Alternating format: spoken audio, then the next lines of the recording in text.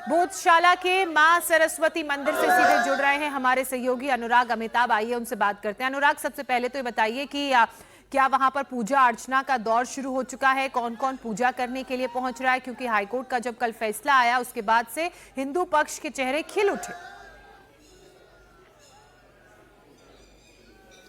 तस्वीरें में सबसे पहले अगर आपको यहां पर दिखाऊं, यही वो जगह है जिसे अब मध्य प्रदेश हाईकोर्ट की इंदौर खंडपीठ ने अपने फैसले के जरिए ये अब साबित कर दिया है कि मां वाग्देवी यानी सरस्वती जो मां थी वो यही विराजती थी, जो 1875 में लॉर्ड किनकेट के द्वारा इंग्लैंड ले जाई गई, यही वो मूर्ति स्थापित की गई थी। और अब यहां पर आपको पूजा के ये निशान दिखाई दे रहे हैं, फूल मालाएं दिखाई दे रही हैं। ये दरअसल उन उत्साहित और अश्रुपूरित अगर हम कहें, ये तमाम जो लोग जो इस पूरी लंबी संघर्ष यात्रा में इसे वाग्देवी का मंदिर साबित करने में लगे रहे हैं। तस्वीरें हैं जैन साहब की, आंसुओं से भरे हुए हैं, जब से लगातार भावुक पल रहा है इनके लिए जिस तरीके से जीत मिली है।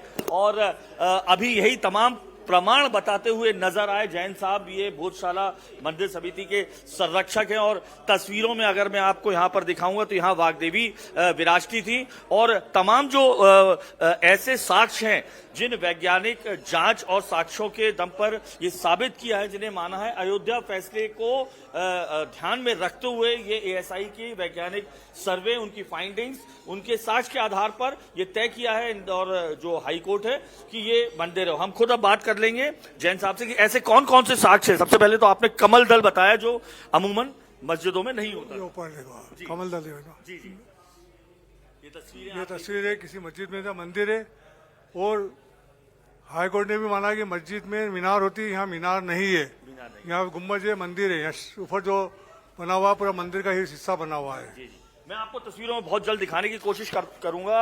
एएसआई की रिपोर्ट जो इंडिया टीवी के पास मौजूद है, यहाँ पर 104 ये जगह जगह जो आपको खंभे दिखाई दे रहे हैं और सब में जो स्थापत्य जो कला है वो साफ तौर पर परमार कालीन है। यहाँ पर पहले ईंटों की मट्टी की दीवार बनाई गई थी, उसके बाद ईंटों की बेसाल्ट करके जो है 10वीं शताब्दी में इस्तेमाल किया गया था, 1034 में बनाया गया था। ये खंभे देखिए, इनकी जो डिजाइन से साफ तौर पर इनको एएसआई ने माना है ये परमार कालीन है। अगर आप देखेंगे हर खंभों पर इस तरीके की मूर्ति चिन्हित है। एएसआई ने साफ तौर पर अपनी फाइंडिंग्स में लिखा है चूंकि मस्जिदों में जो भगवान की मूर्ति, देवी देवताओं की मूर्ति या मानव की मूर्ति नहीं रहती है, इसलिए उन्हें चिजल्ड आउट किया। ये देखिए चिजल्ड आउट, उनको यहां से खरोचने की कोशिश की गई है जगह जगह। राजा भोज को माना जाता है ज्योतिष के बहुत प्रकांड विद्वान थे और ये यूनिवर्सिटी थी, संस्कृत की यूनिवर्सिटी थी, नालंदा से बड़ी यूनिवर्सिटी और उनके बराबर यूनिवर्सिटी मानी जाती थी। और चूंकि ज्योतिष के जानकार थे, यहाँ पे आपको ये कालसर योग का जो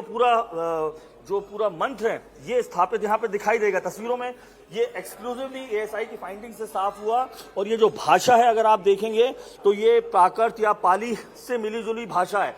इन 104 खंभों की मैं यहाँ पर आपको बात कर रहा था, चारों तरफ आपको वो 104 खंभे और 92 से ज्यादा मूर्तियां मिलेंगी। अब आपको मैं तस्वीरों में दिखा रहा हूं जिन चूंकि वैज्ञानिक सर्वे के आधार पर ये पूरा का पूरा फैसला आया है।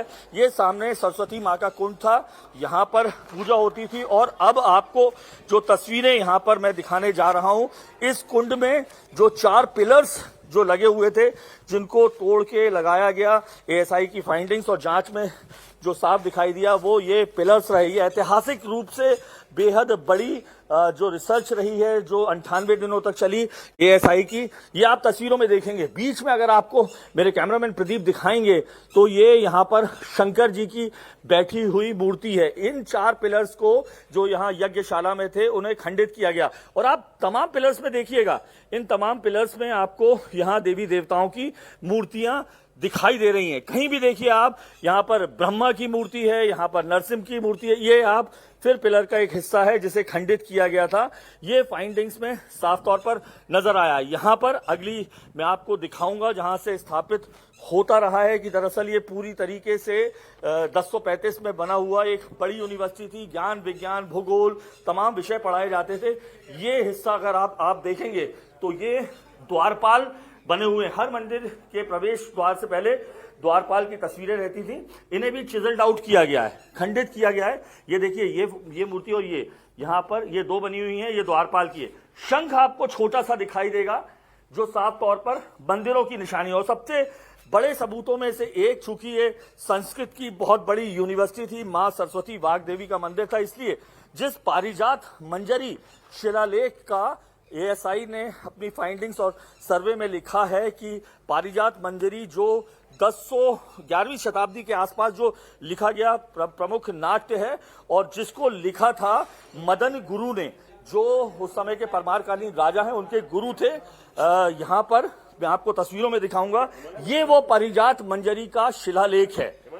ये ऐतिहासिक फाइंडिंग थी और आपको मेरे कैमरामैन अगर दिखाएं, ओम नमः शिवाय, ये साफ तौर पर अंकित है, पाली या प्राकृत भाषा में है। और जैसे अब हिंदी में, देवनागरी में हर वाक्य के बाद एक फुल स्टॉप का प्रयोग होता है, तो आप ये देखेंगे तो हर वाक्य के बाद फुल स्टॉप के रूप में गणेश जी छोटे छोटे यहां पर आपको गणेश जी बने हुए दिखाई देंगे। ये पारिजात मंजरी माना जाता है कि 10वीं शताब्दी से 11वीं शताब्दी के बीच में जो परमारकालीन राजा थे, राजा भोज के जो आगे के जो उनके राजा थे, उनके गुरु ने लिखा है। यहां पर अगर आप देखेंगे तो इसी प्राकृत भाषा में यहां ओम सरस्वती नमः ये लिखा हुआ है यहां पर। और यहां अगर आप देखेंगे ऐसे ही शिलालेख जो प्राकृत भाषा में लिखे हुए जगह जगह इस पूरे परिसर में माने गए। एएसआई की महत्वपूर्ण फाइंडिंग्स में से एक ये रहा है, ये चिजल्ड आउट किया गया है, इसको पूरी तरीके से तोड़ दिया गया है। दरअसल यहां पर मां वाग्देवी की मूर्ति बताई जा रही है। यानी इन्हीं निष्कर्षों के आधार पर जो है वो एएसआई के इन निष्कर्षों के आधार पर अयोध्या मॉडल को मानते हुए हाईकोर्ट ने ये डिसीजन दिया है। आपको जगह जगह ये खंबे और पिलर्स दिखाई देंगे। साफ तौर पर हाईकोर्ट ने ये कहा है कि जो स्थापत्य कला है दरअसल वो परमारकालीन साफ तौर पर दिखाई दे रही है।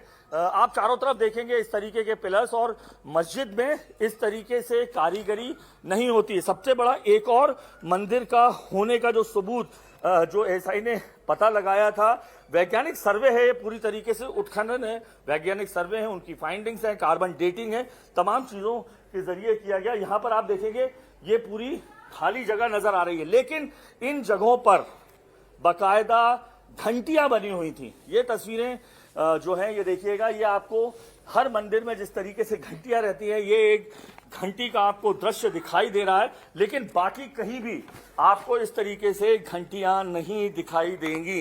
साफ तौर पर इन तमाम चीजों के चलते जो है 2003 का जो आदेश है एएसआई का, जिसमें नमाज की अनुमति भी दी गई थी और हिंदुओं को पूजा करने की अनुमति, उसे क्वैश किया गया है। आप हर खंबे में देखिए इस तरीके से जो 104 खंबे जो हैं उनमें हर खंबे में कहीं ना कहीं जो उस जमाने की परमारकालीन जो स्थापत्य कला थी उसका नमूना है। मंदिर में किस तरीके से बनाया गया देवी देवताओं के हैं फोटो। ये शंख छोटे छोटे आपको यहाँ पर दिखाई देंगे।